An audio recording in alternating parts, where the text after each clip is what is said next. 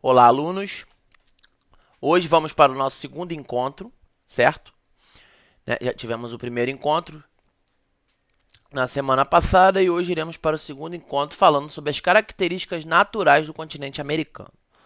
Então aqui eu botei um mapinha para vocês conseguirem enxergar de forma mais didática sobre a América do Norte, América Central e América do Sul, ou seja, a divisão do nosso continente, certo? Nosso grande continente. América do Norte, Central e do Sul. Divisão fisiográfica da América. Tem um outro mapinha aqui. Em razão das características físicas, o continente americano pode ser dividido em América do Sul e do Norte, porções territoriais que correspondem às duas grandes áreas continentais, e América Central, composta por uma estreita faixa de terra continental e por várias ilhas. As ilhas chamadas de Caribe. Quando você ouvir falar no Caribe, já vai saber que é na América Central. O continente americano. Características gerais. O continente americano se destaca pela sua grande extensão norte e sul de aproximadamente 15 mil quilômetros. É o segundo maior continente do mundo, ocupando mais de 42 mil quilômetros quadrados, cerca de 8% das áreas terrestres e 28% das terras emersas, certo? É banhado ao norte pelo Oceano Glacial Ártico, ao sul pelo Oceano Glacial Antártico, a leste pelo Oceano Atlântico e a oeste pelo Oceano Pacífico. O continente americano apresenta grandes cadeias de montanhas, rios caudalosos, diversos tipos de clima e grande variedade de paisagens naturais, certo? Diante disso, nós temos aí os motivos, né, e as causas que dão uma configuração de grande biodiversidade em nosso continente. Pontos extremos. A oeste, nós temos o Cabo Príncipe de Gales, oeste ocidental. Península de Seward, no Alasca, Estados Unidos. A leste, temos a Ponta dos Seixas, no estado da Paraíba, certo? No Brasil. No sul, também chamado de meridional, temos o Cabo Froward, costa norte do Estreito de Magalhães e a Península de Brunswick, Chile. A norte, também chamado de setentrional, temos a Península de Butcher, no Cabo Promontório, e Murchison, Canadá. Esses são alguns dos países, né, do continente americano. Na verdade, todos os países. Curiosidade. O arquipélago das Ilhas Malvinas ou Falklands, situado no extremo sul da América do Sul, é disputado desde a década de 80 entre a Argentina e a Inglaterra. Houve até uma guerra, né, entre essas duas nações e a reivindicação dessas ilhas gerou o nome de Falkland por parte dos ingleses e Malvinas por parte dos argentinos, certo? Essa é só uma curiosidade que eu coloquei para vocês, para quem quiser se aprofundar no tema. Continente americano e suas origens geológicas. O continente americano, como os demais continentes, originou-se a partir da divisão das terras do Pangeia, há cerca de 65 milhões de anos. Estudos indicam que a América do Sul esteve unida à África por causa do encaixe perfeito de seus litorais e por fósseis datados do mesmo período encontrados em ambos os continentes. Ou seja, botei uma foto para vocês observarem do nosso globo terrestre, certo? Então, há milhões e milhões de anos atrás, o nosso planeta ele era unido através de um único grande continente, o Pangeia, certo? Ao longo do tempo, né, ele foi se separando, os continentes foram se afastando e alguns estudos revelam, né, resquícios que fazem a datação, né, dessa separação e conseguem comprovar que esses continentes já foram unidos, certo? E eles foram se afastando ao longo do tempo. Já a morfologia do continente americano.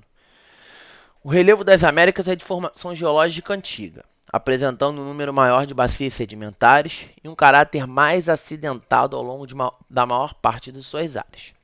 Existem escudos cristalinos na porção leste e central da América do Sul, na região da Guiana Francesa, no norte da América do Norte e na Groenlândia. Cadeias orogenéticas recentes correspondem à Cordilheira dos Andes e a toda a costa oeste do continente. Então, quando a gente fala de escudos cristalinos, são áreas de formação pré-cambriana, certo?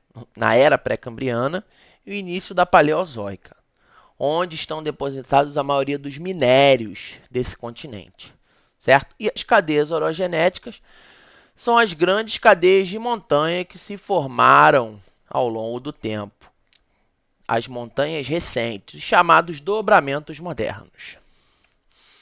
Características geológicas e geomorfológicas.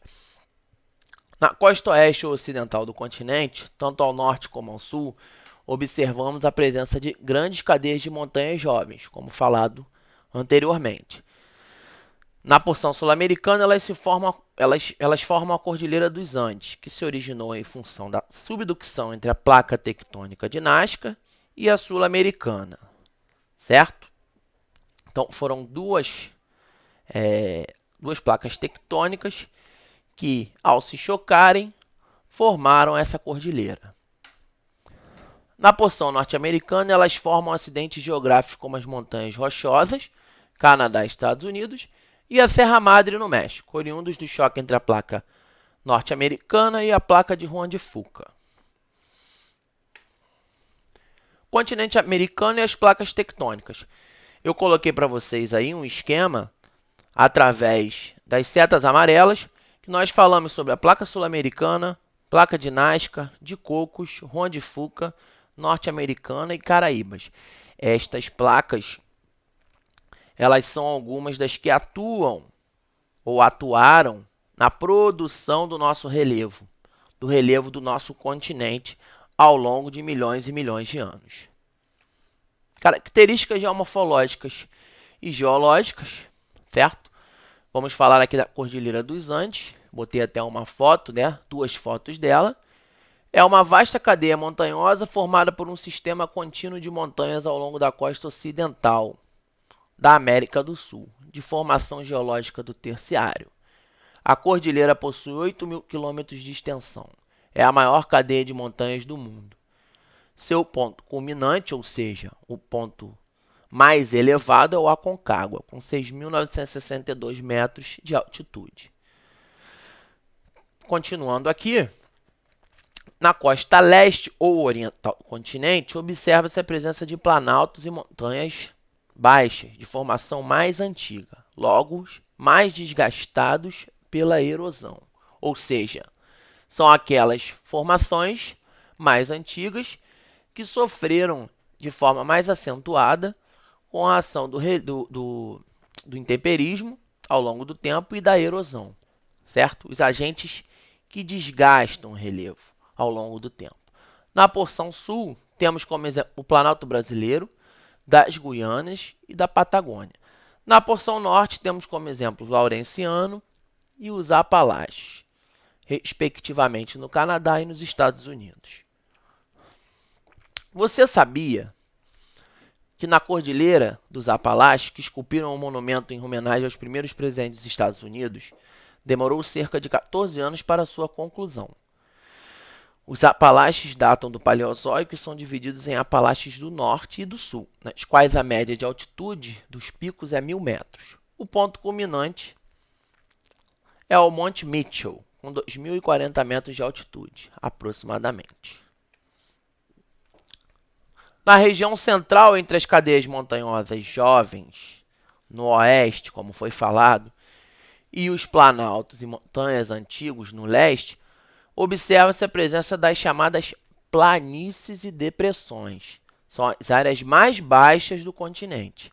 Na porção sul, temos como exemplo a planície do Amazonas e a planície do Pantanal. E no norte, temos as planícies centrais, com destaque para a planície central canadense do Mississippi. Então, ele divide aí, né, essas duas regiões.